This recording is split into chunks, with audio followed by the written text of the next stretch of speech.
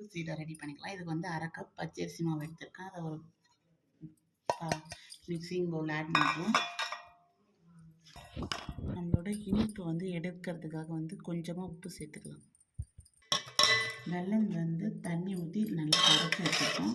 இதில் அடியில் வண்டெல்லாம் இருக்கிறதால நம்ம இதை வந்து ஃபில்டர் பண்ணிக்கலாம்.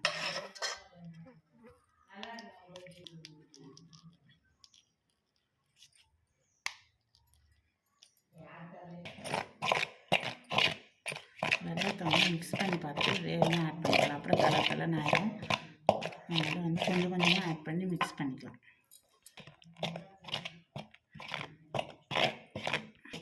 ஸ்பூனால் போடுவோம். கை பொறுக்கிற சூடு வெல்லம் வந்து சூடாக கரைச்சி எடுத்துகிட்டு வந்ததால் வந்து சூடாக இருக்கும். கை பொறுக்கிற சூடானாலும் நம்ம கையை வச்சு நல்லா மிக்ஸ் பண்ணிக்கலாம்.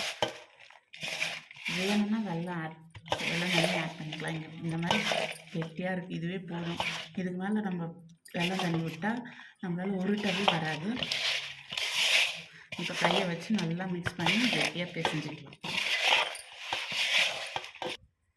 இதை வந்து இந்த அளவுக்கு பிசைஞ்சிட்டு நம்ம சின்ன சின்ன பால்ஸாக உருட்டிக்கலாம். இதே மாதிரி சின்ன சின்னதாக எல்லாத்தையும் உருட்டிக்கலாம். வந்து எண்ணெய் வச்சு எண்ணெய் நல்லா காஞ்சிடும். நம்ம உருட்டி வச்சுருக்க சீடை அதில் போட்டுக்கலாம்.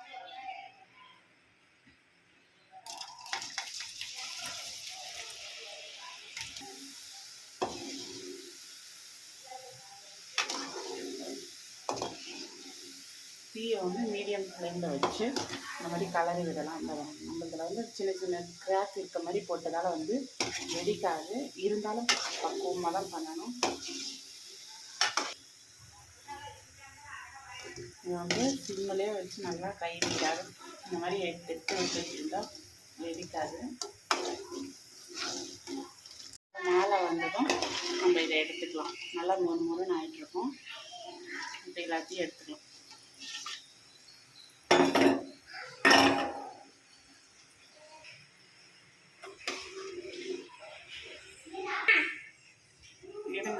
இது வந்து நல்லா வெந்துருச்சு. ஒரு மாதிரி பாருங்கள், சத்தை நல்லா கலகலன்னு இருக்குது. இதேமாரி நம்ம உருட்டி வச்ச எல்லாத்தையும் பொரித்து எடுத்துக்கலாம். இதேமாரி பொரித்து எடுத்துக்கலாம்.